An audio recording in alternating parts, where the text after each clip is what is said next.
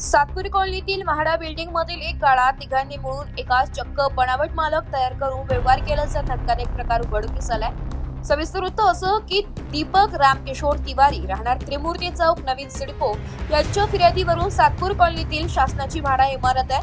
यातील एक 1782 नंबरचा गाळा हा संशयित आरोपी प्रशांत श्रीराम बडगुजर, आनंद बद्रीनाथ भट्टड, राजेश कैलास विश्वकर्मा यांनी मिळून कट रचून मयत मूळ मालक रामकिशोर कुत्तूलाल तिवारी यांच्या नावावर असलेल्या गाळ्याचा परस्पर व्यवहार करून प्रशांत श्रीराम बडगुजर यांच्या नावावर करण्यासाठी मूळ मालकाचं नाव आणि फोटो असलेले बनावट मतदान तयार करून त्या आधारे बनावट व्यक्तीसह नाशिकच्या दुय्यम निबंधक कार्यालयात उभे करून बनावट व खोटी नोंदणी करून फसवणूक केली। या प्रकारामुळे दीपक रामकिशोर तिवारी यांनी प्रशांत श्रीराम बडगुजर, आनंद बद्रीनाथ भट्टड, राजेश कैलास विश्वकर्मा व बनावट व्यक्ती विरोधात तक्रार केलेली आहे।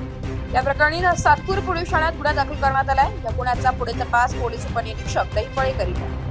सातपूर पोलीस ठाणे गुन्हा रजिस्टर क्रमांक 546/2026 भारतीय न्याय संहिता कलम 318(4), 336(2), 336(3), 338, 340(2), 35 प्रमाणे दिनांक 5/6/2026 रोजी दाखल झाला असून दाखल गुन्ह्यातील थोडक्यात हकीकत अशी की फिर्यादी यांच्या मयत वडिलांचा यातील आरोपी प्रशांत श्रीराम बडगुजर व त्याचे इतर साथीदार यांनी 2017 व त्यापूर्वी फिर्यादी यांच्या मालकीचे नाशिक गृहनिर्माण व क्षेत्र विकास मंडळातील गाळ्याचे